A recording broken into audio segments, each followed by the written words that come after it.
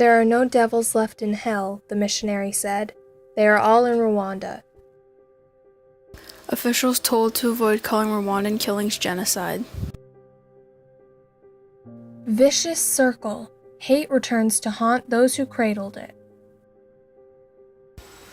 The Rwandan genocide was a mass murder of around 800,000 Tutsis. About 70% of the population was killed before the RPF, Rwandan Patriotic Front, ended the civil war. The spark that started the genocide was the death of President Habyarimana when his plane was shot down. It was carried out by a Hutu extremist group called the Interahamwe, who used machetes to brutally bludgeon Tutsis to death. Sometimes, instead of killing the Tutsis, the Interahamwe would rape them first and then kill them. Villages all across Rwanda were completely destroyed, and there weren't any workers who could start reconstructing the country. This led to an economic downfall. The Genocide Convention was created on December 9, 1948, to help the international community outline the crimes and punishments of genocide. All countries that signed the Genocide Convention are required to prevent and punish anything that is labeled as a genocide. The UN didn't legally recognize the Rwandan genocide as such, and neither did most of the international community.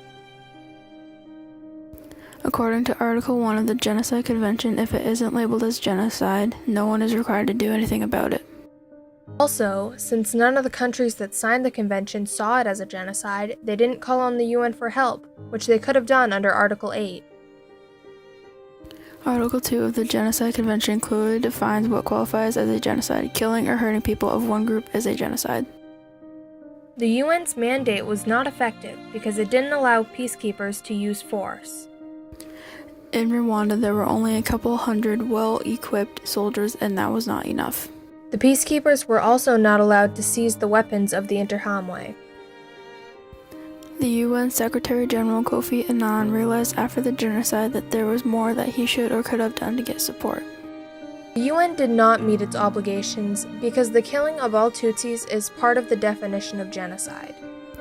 If something that is the definition of genocide is happening, the UN has to get involved and send peacekeepers to suppress it.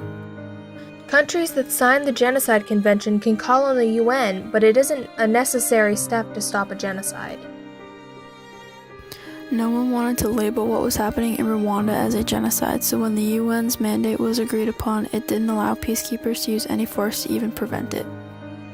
If the UN had followed the protocol laid out in the Genocide Convention, the Rwandan genocide could have been completely avoided, or at the very least, not been as horrendous.